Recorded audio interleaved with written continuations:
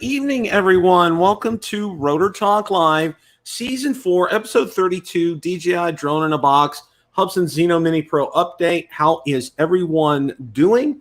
Let's see. We got Johnny Drone Flyer in the house, Leonard Oglesby, Stephen Ewing, Dr. Ted Bowman, Steve Mack, Drone Shots, and B. Wayne. All right. Got a lot to talk about tonight. Just wanted to get kind of we'll start out. We're gonna start out with news and updates, and I'll give you guys an update on me. I'm doing great. That's all. That's 100%. I'm doing great. I want to thank you for all your support and well wishes and prayers and great thoughts and all that, because it's made a world of difference for me. Truly, I kid you not. I kid you not about that. It's made all the difference in the world, and I want to thank all you guys for that. That's been pretty tremendous for me.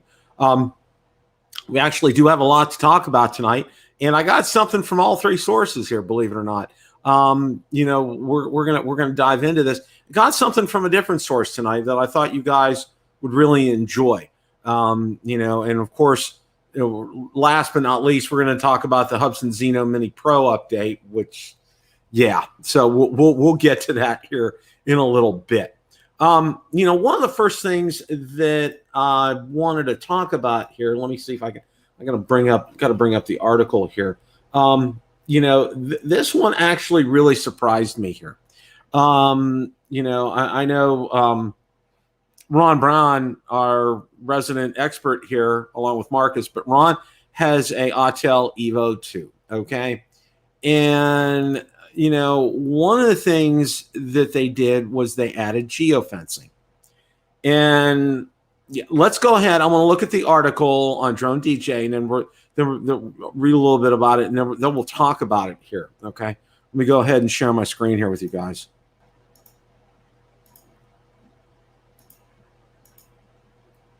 All right. Autel Robotics add geofencing to EVO II through firmware update. Autel Robotics launches new firmware and app versions for Autel EVO II. Through the new firmware update, Autel brings geofencing and a range of other new features to the drone. It's important to point out that Autel will only send you geofencing warning notifications and will still allow you to take off, unless the country in which you fly requires Autel to restrict you. Not the end of the world yet, but it does open the door for the FAA to impose restrictions on Autel pilots. And then they talked about a number of other updates, which you can read at your leisure. And by the way, everything that we're going to talk about tonight was posted out on Build a Drone Reviewer Facebook page and group. So feel free to go ahead and check those links out. Just want to let you guys know about that. Okay. So, and they're talking about airspace regulation database update. In order to continue to provide users with a safe flying experience, we've implemented a compulsory no-fly zone database update. This update will be uploaded to your aircraft. It will allow users in countries with no-fly zone laws and regulations to apply for a waiver if required by the local government. In addition, with updates to the database, customers will have the latest information regarding the local airspace. We believe this will assist users in executing safer flights in accordance with local laws and regulations. Okay, and then there's a video which you guys can watch at your leisure regarding this. And yeah,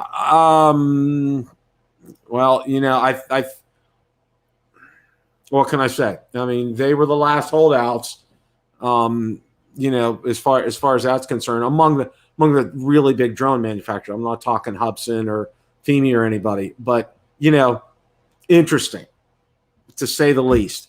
And I'm sure we're going to hear more about that, but it doesn't prevent you from taking off. So it gives you a warning. So we'll see. That's opening the door, and there's a lot of stuff coming from that. I mean, a lot of stuff here. Maddie's Drone Word, welcome. Stephen Ewing, Autel and geofencing. No more freedom ahead for them. The advantage of the EVO may disappear very soon. Stephen Ewing, excellent point. I know that's why a lot of people bought the Autel EVO 1 and also the EVO 2 is that there was no geofencing. And now, and you can always not do the firmware update, but of course they have a lot of other goodies in there that you probably want to get, so you don't really have a choice. And so you're in a catch-22 here.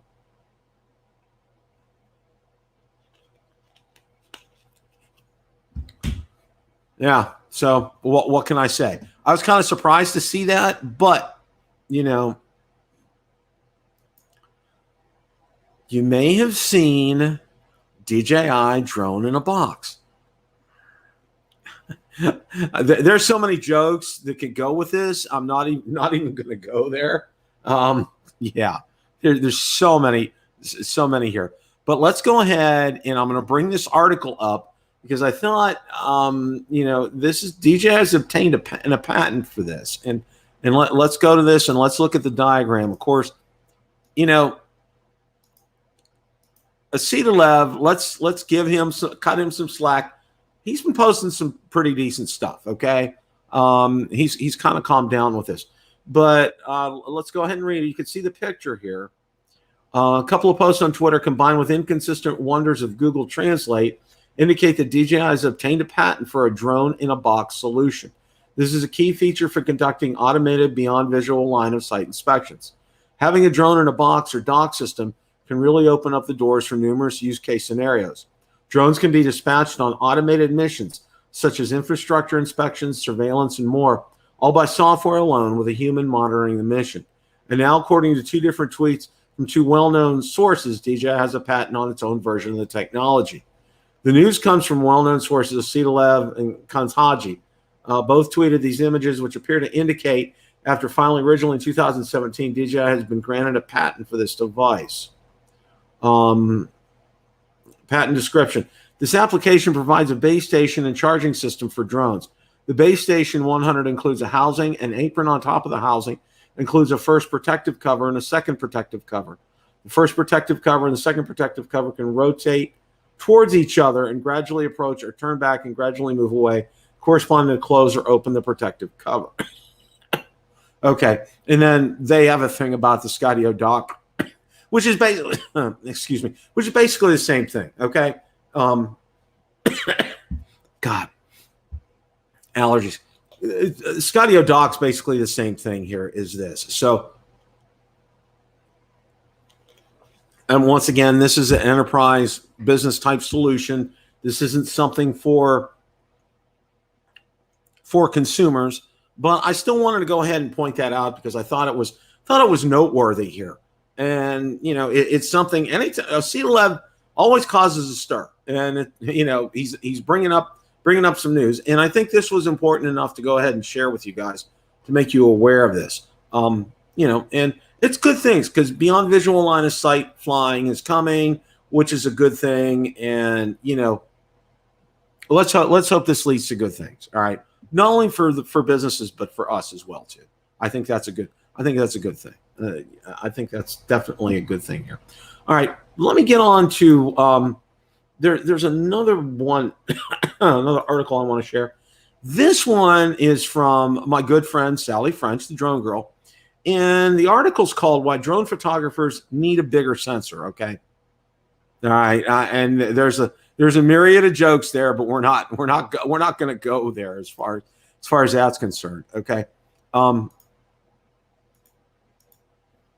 okay. Now the article talks about when it comes to sensor size, bigger is better. If you're getting a drone for photography purposes, the one with the most important specs to consider is sensor size. Worry less about transmission range or battery life. That should have little bearing on photo quality or even the types of photos you'll take. Worry more about sensor size, as that'll differentiate a photo that looks nice from an uber high quality photo that really pops. And she gets into what a sensor does. Most of you know this, okay? Low light photos, and we've talked about that a number of times, especially the Mavic 2 Pro with its low light capabilities and the sensor that it has on it. It's just outstanding, especially during sunsets. It's incredible. With a larger sensor, you typically also be able to generate larger pixels. Pixels are responsible for absorbing light, producing an electric signal, which is then converted into a digital image, your photo. Bigger pixels can absorb more light, creating a stronger image signal, which is ultimately just saying a sharper, crisper image, okay? Now, what drone should I consider? Air 2S has a DJI Phantom 4 Advanced, Mavic 2 Pro, Mavic Air 2, Mini 2. Okay, problem with a larger sensor, bigger is better. So what's the problem? Also means a bigger burden on your wallet. Larger sensors mean your drone will cost more. It also means the drone itself is generally bigger. For example, the Phantom 4 Pro is incredible for photographers and has a 1-inch sensor, but it's also big and bulky. The Phantom 4 in its case on its own will count as one of your carry-on bags. It's possible to fold up the Phantom 4 the size of a water bottle, okay? Mavic 2 Pro, and then it's gonna change from here on out. But I think this is an article, if you're looking for a drone amongst considerations, and I think one of the important things here, and I think this is something that everybody needs to kind of focus on with this, is what do you buy a drone for? Okay, what are we doing these for? Okay, Michael Wright, welcome, glad to see you tonight. Jake's Drone Life. See who else? DeMarco Moore, welcome. Glad you're here tonight, my friend. Let's face it, guys. We're out there buying a drone, okay? And,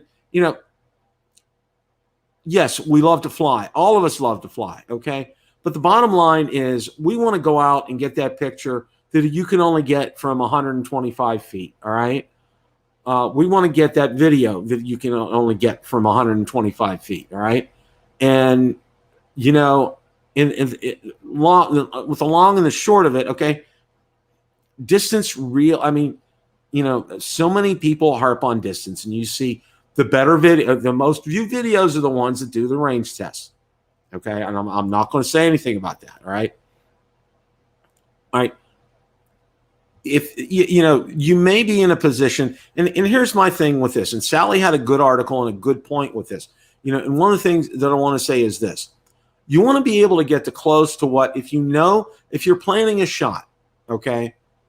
You want to be able to get close to your object as possible. For example, when I went down the Sunshine Skyway Bridge about a year or so ago with probably about a year and a half ago now with Original Dobo, Candano, and Valerie and I, we went down. We picked a point at where at a rest area that was closer than the point that I did when I made my first attempt with this. Okay, because one of the things you want to be able to still be able to get that shot, and you want to be able to get back. Okay, it's no darn good. You go out there, you film it, you shoot it, you get the photographs. Okay, yeah, I know you can record record it to your phone and all that, but you know what, guys? You know what? If your drone goes bye, you lose all that. All right, so you want to try to get to as close to your subject as possible, especially if you're planning it. Okay. And you should be able to, okay? There's a lot of things that are unplanned and stuff, but, getting a sunset, usually it's unplanned, but you're probably up there, and wherever you are, you're going to get a good shot, okay? And that's why, she's right. Bigger is better in terms of the sensor size. And, of course, you're going to pay more money for that. So, that's just some things that, I think are good in the long run for you guys to know. And bank this in there. Okay. It's not always, how far I can go. Now one thing that I'm not going to disagree with Sally on this, but I think transmission is important as well too, because, you've seen on a drone like the Fimi. All right. Now we're talking all DJI drones here, but on a drone like the Fimi, transmission would wonk out on me at a certain point in the lake where there's probably a lot of interference. And you want a drone like DJI that's really kind of, I won't say immune, but you don't often get interference with them. Okay. Marcus is in the house. Hey, Marcus. You want a drone that you're not going to have, to have problems with. Okay. And, every time I put that Fimi X8 SE 2020, I'd go down that other end of the lake, boom. Lost a signal, boom, return to home, okay? And I'd beat the other end of the lake, it'd be fine. You can't fly a drone just like that. You want to be able to fly a drone pretty much anywhere, within reason that you can. That's not restricted. So, that's huge. That is absolutely huge. Range tests are useless. Get your shot and get out. Johnny Drone Flyer, thank you. You're 100% right. Range tests, my car is faster than your car, okay?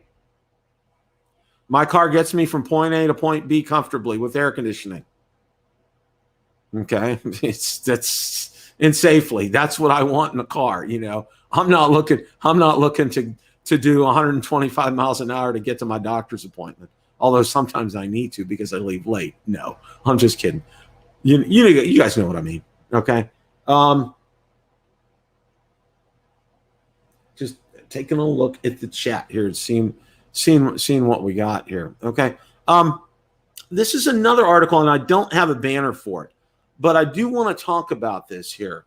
And this is a real interesting subject. Now, like I said, I didn't get this article from DroneDJ or Drone XL or Sally French. I got this from Model Aviation Magazine. Now, Model Aviation Magazine is published by the AMA, and it's an incredible resource. Okay, and I would highly recommend that you guys get to be get a membership in it. And let me hold the actual issue up here. Okay, all right. Here it is. All right, and it's online as well too. But I always like to have the print version. It's kind of nice, especially in bed at night, being able to read this. Okay, this is good stuff. All right. Now, one of the things, and I'd love to play a clip, but I don't want to get in trouble. Okay. You've watched. I know you guys watch the RC Sailors. Okay. All right. And I love those guys. They're fantastic. All right. One of the things that they do all the time is somebody is flying a drone, trailing them. Okay, whatever plane that they're up and flying there, or plane Nate is flying. Okay, they have a drone up there. Well, this is an incredible article that I wanted to share with you guys. Okay, because I think there's a lot of opportunity here.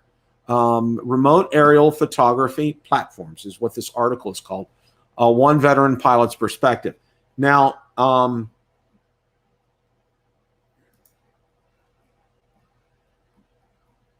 he talks about this is, and there's a link, and I'll drop a link in the description after the show tonight.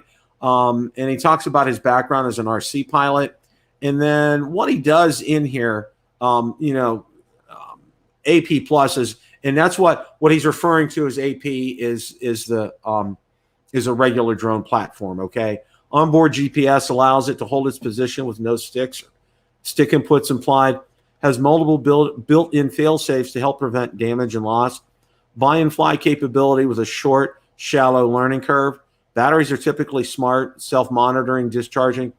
Multi-axle gimbal virtually eliminates jittery footage. Gimbal-mounted camera can usually be aimed straight down. Can also shoot still photos. Okay. Now it talks about AP minuses. Limited maximum horizontal speed precludes filming, tracking faster models in flight. Proprietary batteries are expensive. Repairs typically require a return to the manufacturer. Geofencing can prevent pilots from flying in many areas. Limited options if a pilot prefers to use goggles. Okay, now I want to stop right here. Now, you guys know what I'm talking about here is a drone chasing, quote unquote, plane up in the air, all right? And done for the purposes of videography, like the RC Sailors do. And there's lots of other channels that do this. Okay, I think it's absolutely cool, and realize it is probably one of the most difficult flying whether I say Part 107 or hobbyist that you can do, because you have to remember, okay, you want to try to stay in sync with that plane, and a lot of these planes can top out at some pretty insane speeds, well over 100 miles an hour. Okay, so obviously, even at 60 miles an hour, it's still a stretch for a lot of these drones to catch up. Like what? 40 miles an hour is top speed on a lot of the DJI drones. So, it's going to take a lot for these drones to catch up to this. Now, the other thing here, okay, it talks about FPV pluses. Now, one of the big things I just talked about, speed, maximum speeds of 100 plus miles an hour allow 6S powered aircraft to keep up with faster models. Can be used to shoot cinematic quality aerial media. Uses affordable mainstream lithium chemistry batteries. Repairs upgrades can be made by pilots' average technical abilities, not impacted by geofencing limitations. Minuses. Will not hold position when sticks are neutralized. Camera can only be aimed straight down via a power dive. potentially steeper learning curves, programming and flying. No camera gimbal, getting smooth cinematic footage is dependent on a pilot's skill. GPS failsafe is more complex to configure, cannot shoot still photos. Okay, so this kind of gives you a take looking at a regular drone and looking at FPV drones. You know, which one would be better? Okay, it's kind of obvious from reading this here which one would be better. And you know, I've watched so many videos that obviously there's a drone up in the air chasing them. Okay, one of the things that this works really well for is powered radar control sailplanes. Okay, which I have one. I haven't put it together yet, but you know, that's one of the things. And you know, one of the things, you know, if you get it, obviously, you know, he's talking about the Mavic Pro. Typical flight duration of 20 minutes, coupled with compatibility with DJI goggles. No need for any connecting cables. That's what he used for his AP platform. And there's a number of things here in this article that you can take a look at. Okay. Conclusion: although media-capable FPV drones cannot offer always-on stability of a multi-axle gimbal-equipped AP drone, it's nonetheless possible to generate amazing in-flight media using them. Pilot skill set and deft touch on the sticks are the defining elements when it comes to shooting quality aerial media using FPV drones. Pilots who place a premium on acquiring buttery, smooth, stable, cinematic quality video will probably want to use an AP drone. There are veritable aerial tripods, and a pilot can almost set it and forget it. They can also be used to capably track both ground, air-based subjects, although the maximum lateral speed can be a limiting factor. Okay, and again, there's going to be a link to this article, and I highly suggest you guys read this. And becoming a member of the Academy of Model Aeronautics, okay, there are a host of benefits, including liability insurance, which is fantastic. And check up on that on their site. I think it's still only $75 a year. It's a huge bargain, okay? Plus, potentially, and you know, I don't know if you could end up charging for something like this for a Part 107 pilot, and if the fields would allow it, these AMA-sanctioned fields would allow you to do something like this, that would be fantastic, okay? There's an opportunity there for an untapped business, I think, okay? I think that's a great opportunity for that. And I would highly recommend getting an AMA membership, and it will tell you, when you get on their website, it will tell you all the fields that are around you. They're AMA sanctioned, and you want to go to an AMA sanctioned field. The one that's by me, they have paved runways. They have a nice picnic area, shelters there, electricity, ample parking.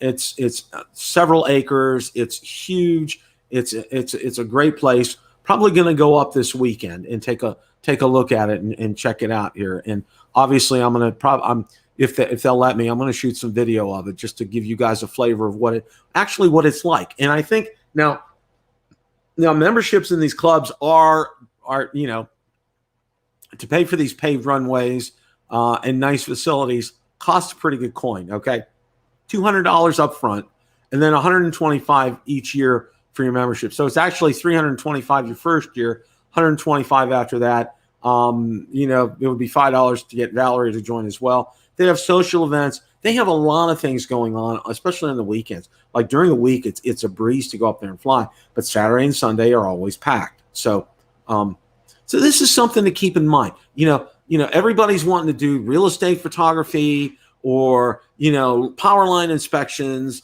you know, using your Part 107 kind of a thing, or, you know, wedding photography or something along special events. This is something that's a little bit different, okay? And it's going to require some pretty awesome piloting skills.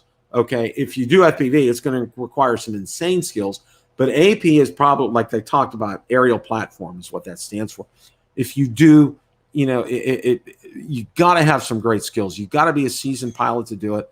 A Part 107, you know, and if there are guys up there that have YouTube channels and they want to get footage, or if they want to get footage, you know, just, you know, offer to do that sometime. Or, you know, always you would want to talk with the president, vice president of that club, see if they would allow something like that. You know, you don't know. Okay, it could be they might do it, but they might not. So, you know, just give that some thought. But I thought this was this was a different kind of article, but I saw it today when I was reading through the magazine, and I said, I want to share this with you guys because I think it's important, and I think you guys, I want to give you an opportunity. Yeah, it's another opportunity for use your Part 107, but it's also an interesting thing here because if you look like Nate from RC Sailors, okay, he has a great channel. He and his wife run a great channel over there, and being able to share that, I think, is absolutely incredible and awesome. And, it's just something I think would really be beneficial. And you should definitely, at the very least, get an AMA membership, okay? And then check out some of these fields that are local to you. My field has a Facebook page and a group. They are super friendly, super nice. I'm going to join them here in a little bit. Really, really, really like them. Stay tuned. Hopefully they'll let me shoot some video of going up there to give you guys a flavor of what it's like up there. Okay. I think that's important here. Okay. Yeah, it's time again. The Zeno Mini Pro update. I was, seriously, I was hoping by now Ron would have his first video out. Marcus would have his first video out. I would have my first video out. No such luck, okay? No such luck. First of all, I want to give you guys an update for me personally. Now, I emailed Hubsan US support, okay? They replied back.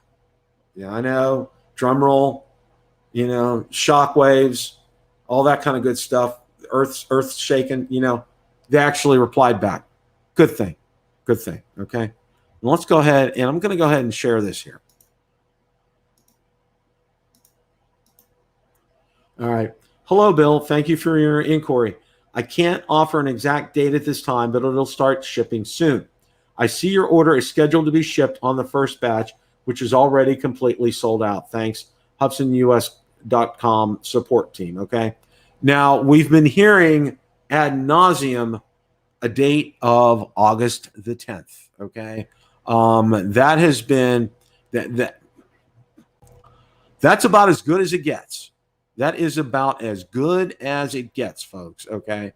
And look who we have joining us at the perfect time, Mr. Ron Brown. Hello, Bill, and hello, everybody in the chat. Welcome, folks from South Jersey here. How you doing, Bill? I'm doing great tonight, Ron. How are you? Doing well. We had a kind of overcast day here, but luckily for me, I know the whole country's burning up, but it's been, a cooler than usual summer at the Jersey Shore for, I don't know why.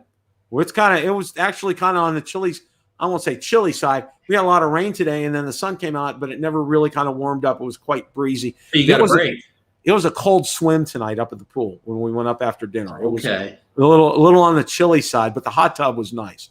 Well, okay. you probably just saw I had, I got an email from Hubsan. They said mine's in the first batch, which has already been sold out, and it'll be shipping soon. And I was just saying, just before you joined, it's like I was hoping by this time I'd be watching your video or Marcus's video, or people would be watching mine for the first flight.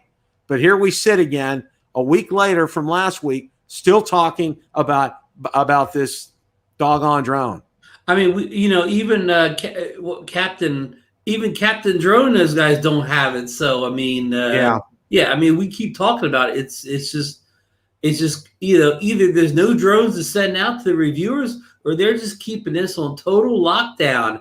And for whatever the reason is, it kind of, I hate to say it scares you, but it just, what I mean? It does kind of concern you, right?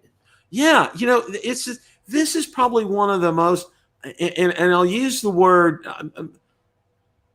puzzling drone releases I've seen in a long time, because, even when, even with Fimi, okay, and, they put up that video from, what is it, how many, probably 1,000 feet up at night, and, and do all this stuff. At least they even had a video, okay, before it came out. And here we are, okay, a week away, we still haven't really seen a video from the Mini Pro, Right. And the only person that we know that actually has it is L3 Toys.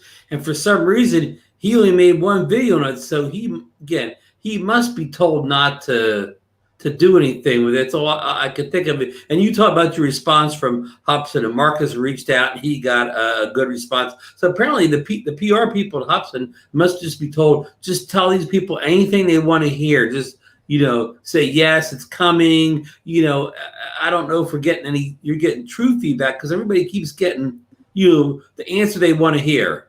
Right. That's exactly right. It's what, and this is what I wanted to hear. Mine's in the first batch, which is a good thing, and I'll be getting it. And and if it's like Rick Smith said it is, okay, and if they come out of their East Coast, you'll get yours right away. I'll get mine fairly soon.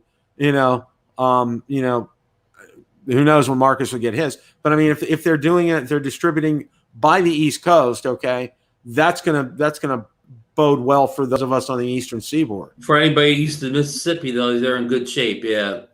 And one of the things that I'm still, in this big mystery and this big puzzle of things, okay, the set of features on this drone, it's we've talked about it ad nauseum, but it's a potential Mini 2 killer. Yeah, I mean, it's almost like, if you and I sat down and made our wish list up, when we make these wish lists up for drone, we go out, they never all happen. It's like we sat down and made our wish list up and they all came true.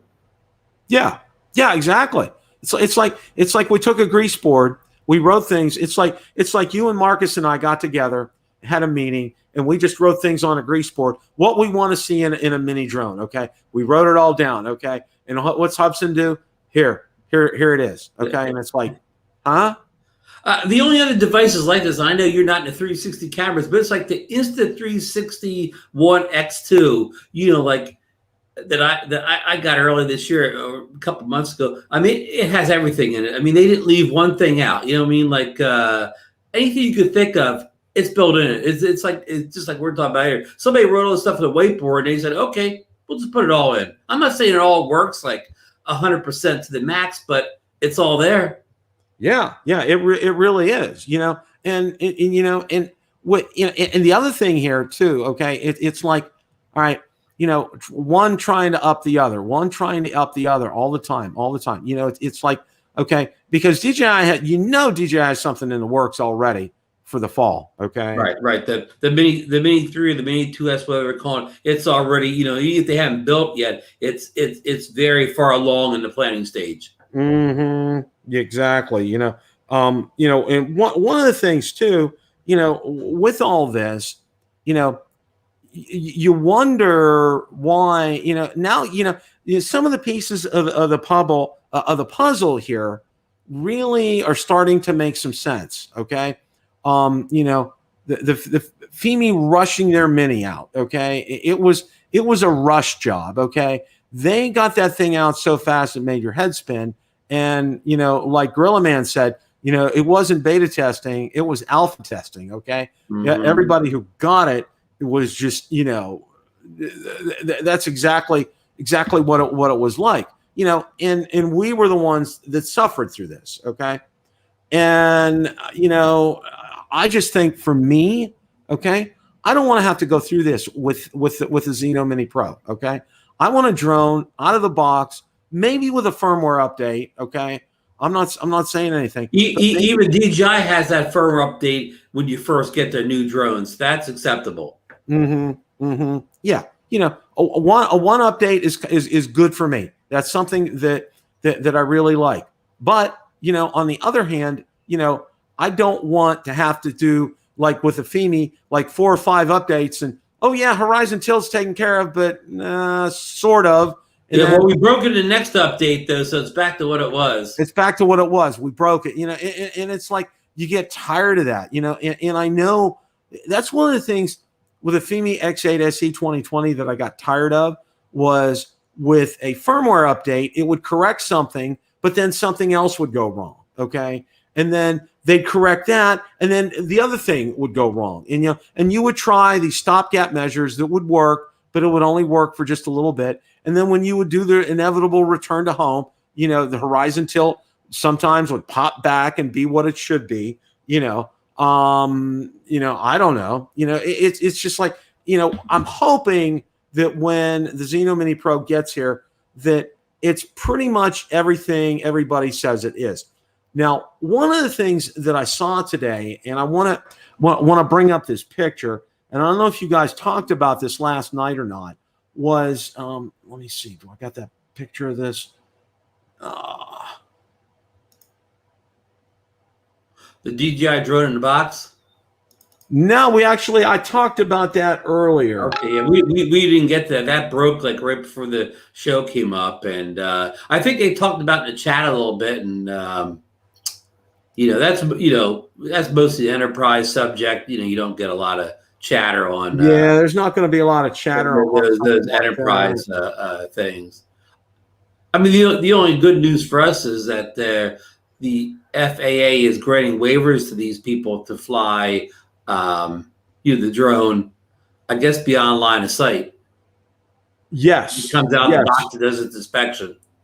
Yes, I did see that. Okay, I saved this on my other computer, but anyway, okay. On that, you know that video that came out last week of the Zeno Mini Pro that Hubsan, obviously, the one that revealed the memory card slot. We think right, and I was going to put a picture up that showed that memory card slot. Which, okay, there's a whole other can of worms with that, Ron.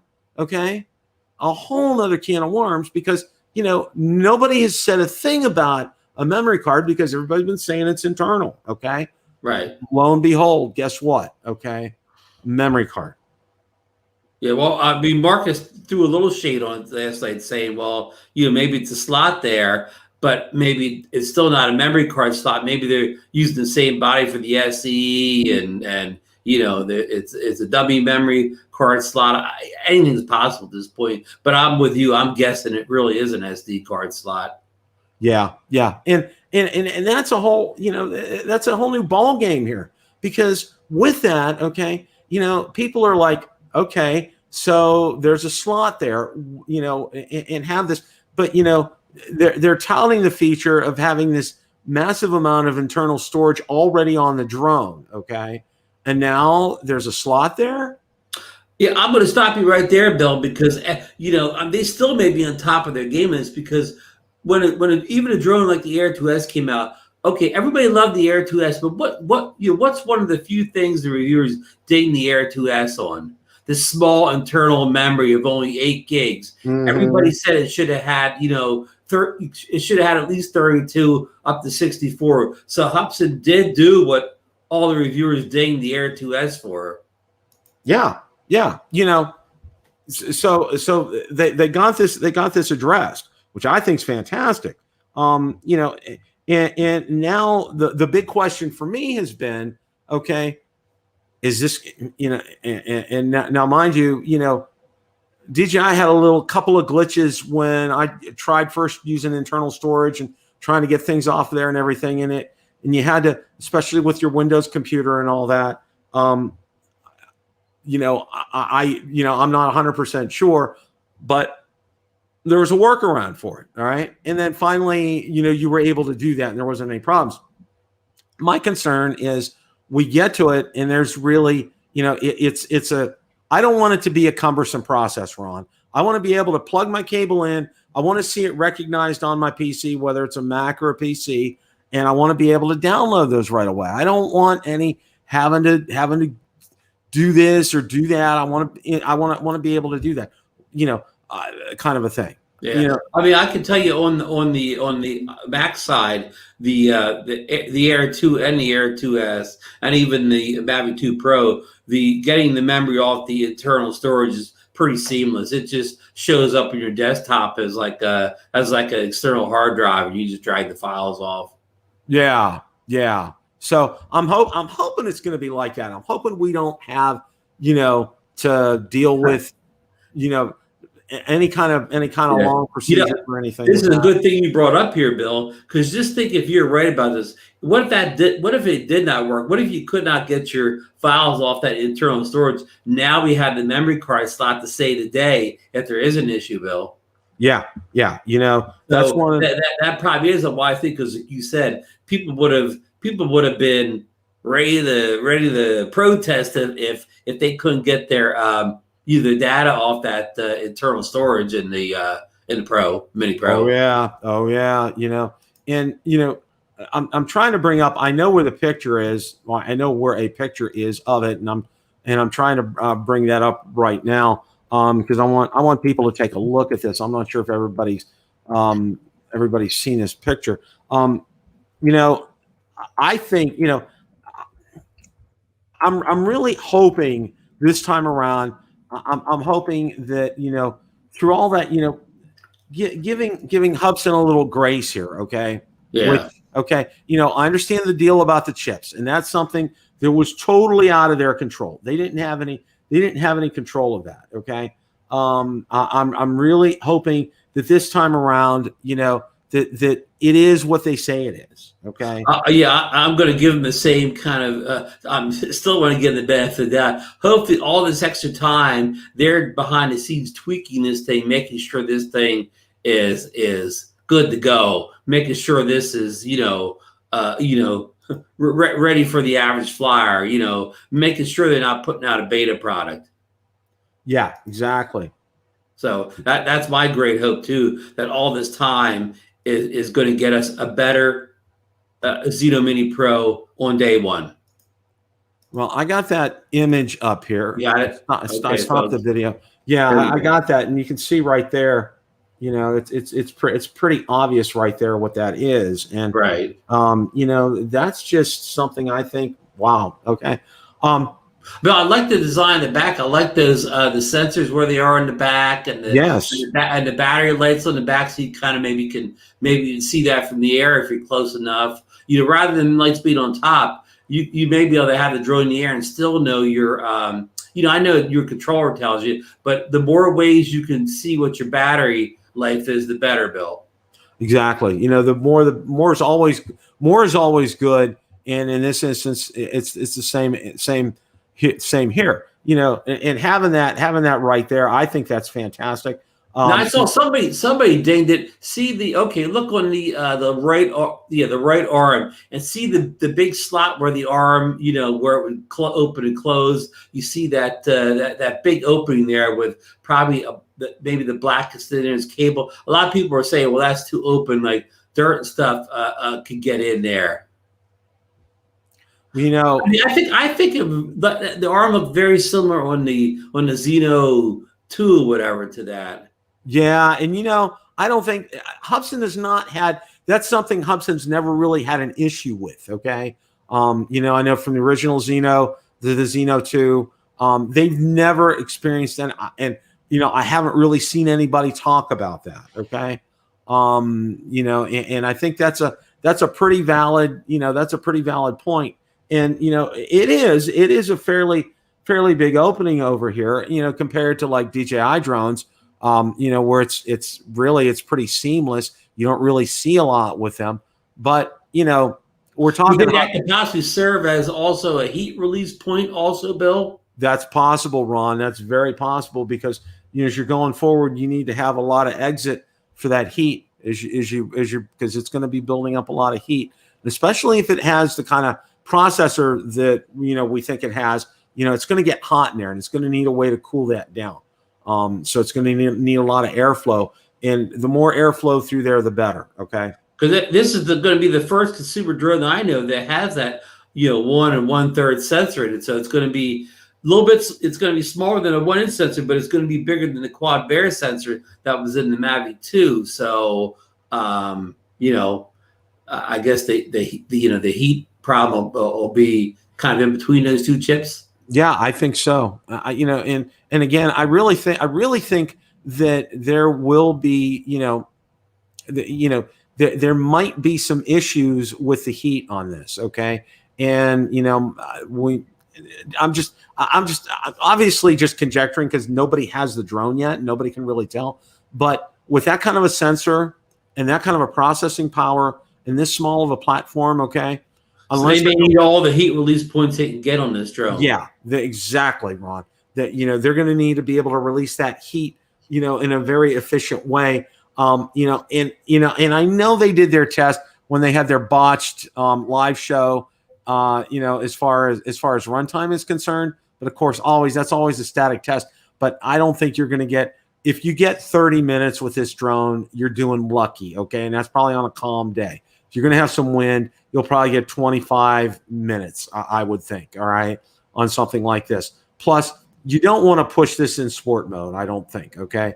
But again, because of that heat buildup and things like that, you know, I just don't see that happening with this kind of a drone. But again, you know, we're just kind of conjecturing here for stuff like this. Because unfortunately, we don't even have a captive drone video to watch that gauge anything on it. There's nothing out there. We're kind of held in limbo on this. So, you know, we'll see. We'll Bill, well, you know, any word yet on whether the DJI Mini SE will you know, become for sale in the U.S. at say Walmart or even through DJI online? I mean, everybody says it's going to happen, but I mean, I know that sounds great and all, but is there any firm dates or information? I've been looking when it will be for sale in the U.S., if ever.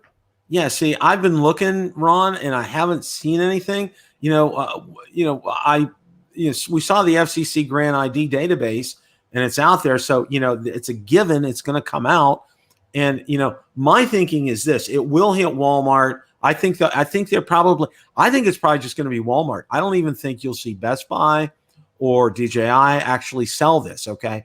I think Walmart's going to be a single point of distribution. You think they're more of a Black Friday type of release? Well, I think it's going to be sooner than that. Yeah, because why would they do that? Because if they're going to release the Mini 2S, the Mini 3 at their, say, November, say, 1st timeline, they won't want to have two releases in the same month. Yeah.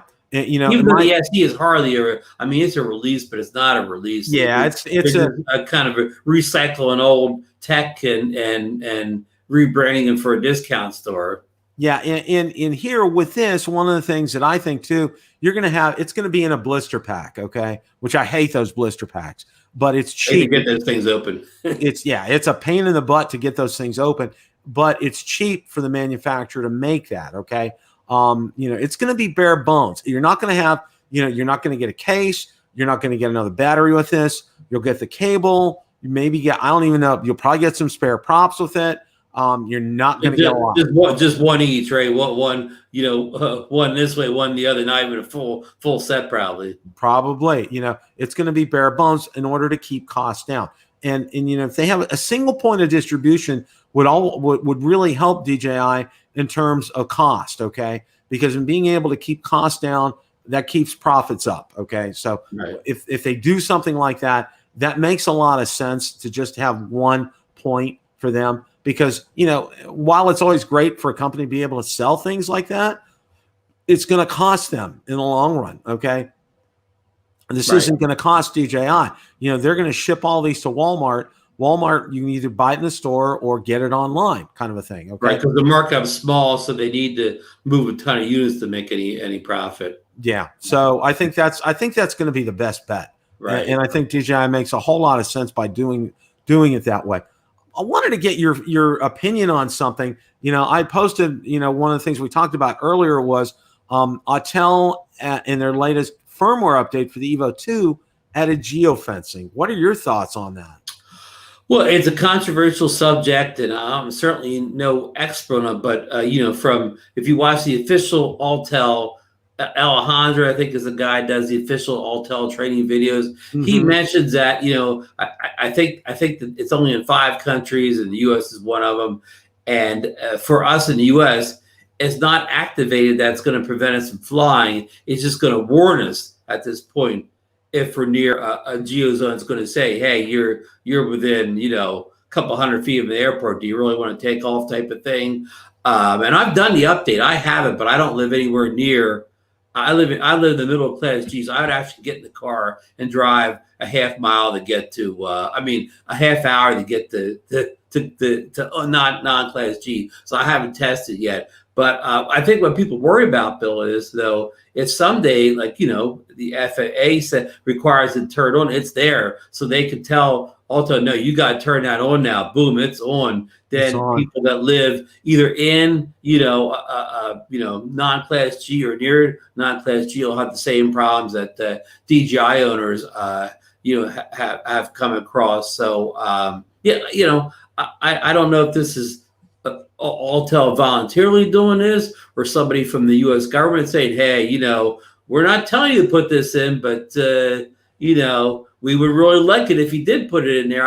So I don't know where this is coming from, and I guess some other countries require it too, and some countries have it turned on. So Bill, do you think going forward, any drone company of any size, and I'm excluding the Fimis of the world right now, or the Hubsans, but any other drone company like your Autel or maybe Skydio or anybody, do you think going forward, like everybody's going to have geozones built into their apps and software?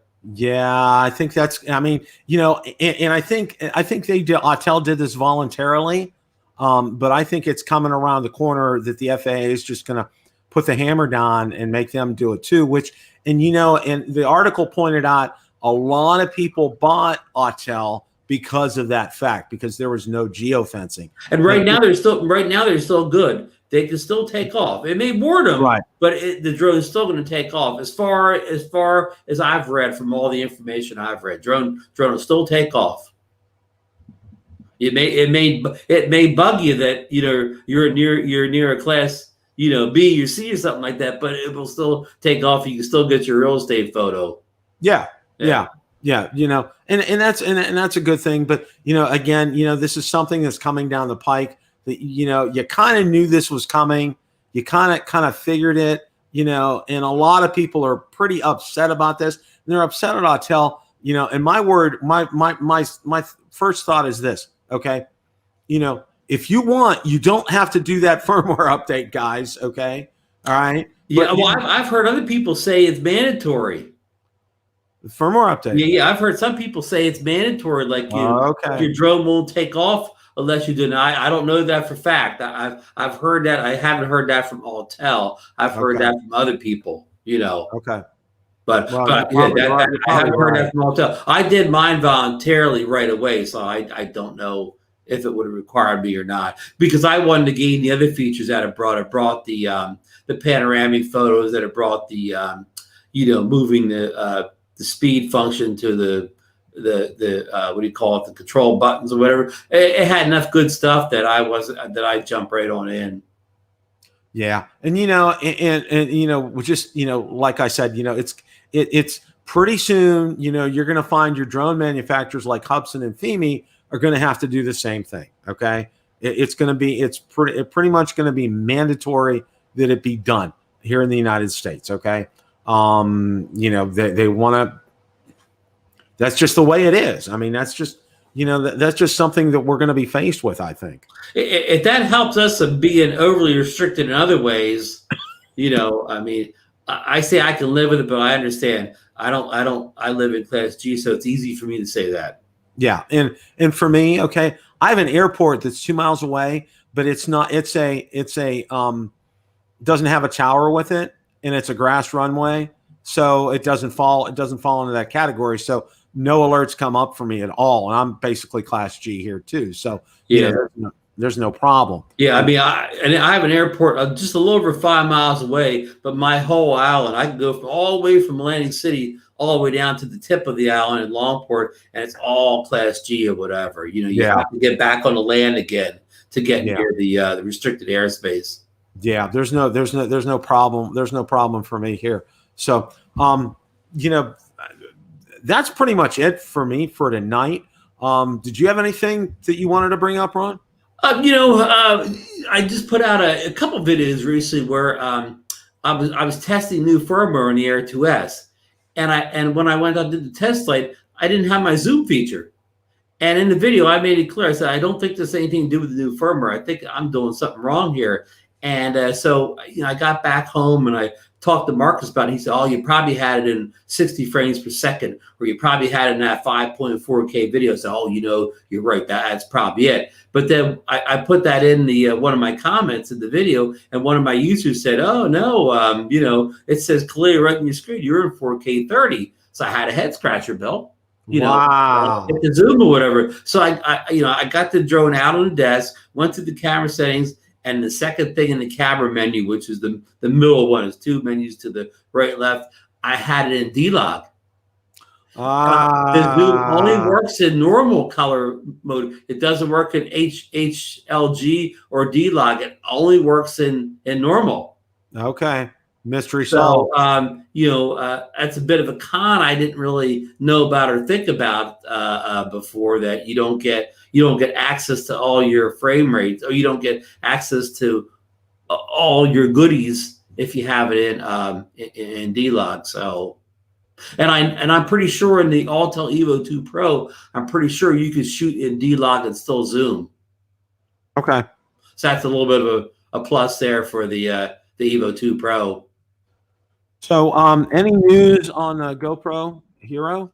It's a couple rumor videos out there, and people speculate, a better processor. They added a new image sensor last year, but they stuck with the old processor, and it's a little bit too slow. Like the touchscreen, the buttons respond a little too slow. So rumors that they're going to have a faster processor.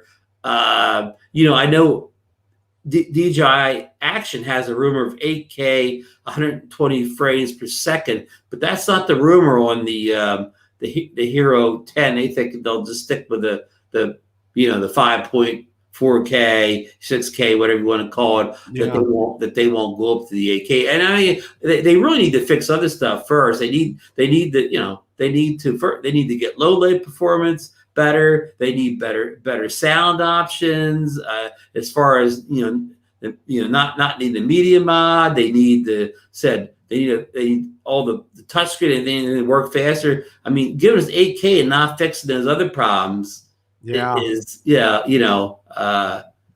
it's not what we're looking for. I mean, I know, Lon was in the chat the other night, and he said, you old guys don't like 8K or whatever. And it's not that I don't like 8K, because we're always going to have the option to turn it to 4K. I mean, I don't care if they made 20K. I can still always put it on 4K. Yeah. But the thing is, I don't want you to give me 8K and not fix the things that you need to fix at 4K.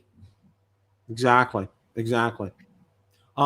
Before I forget, and this is one thing I wanted to mention, we here at the channel, both Valerie and I know Ron, Marcus, and everybody too, we want to extend our deepest sympathies to Barry Markowitz.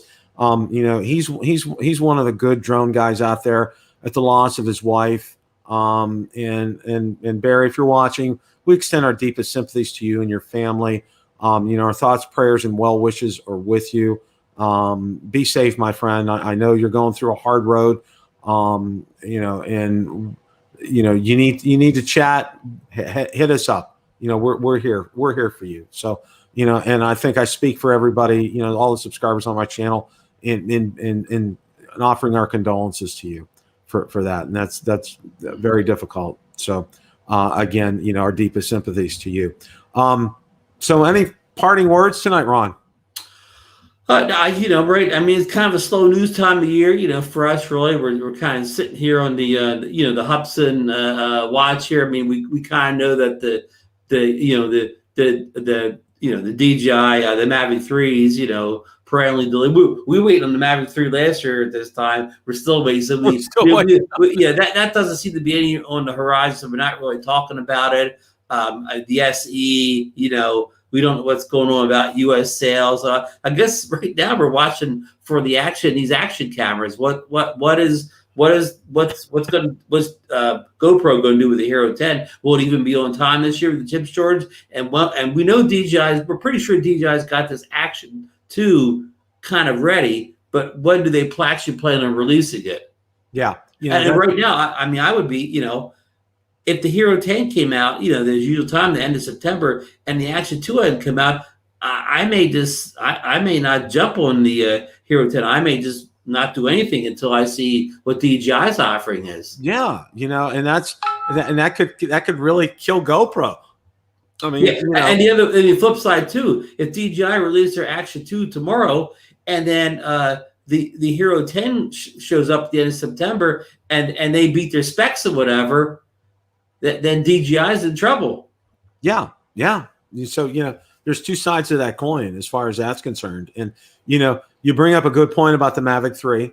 You know, just for me, for my closing thoughts, you know, we've been talking, it seems ad nauseum. And, you know, of course, you know, last year was pandemic year. Okay. So you really kind of got to just push stuff to the side as far as that's concerned. This year, chip shortage. Okay. Let's call it like it is, because it's affected everything. I mean, even getting my new car. I mean, it really has. I mean, and I found out, I was just doing a look, you know, even building PCs right now, their waits are now like 2 months instead of like 2 weeks. They're like 2 months to get a PC built. Okay.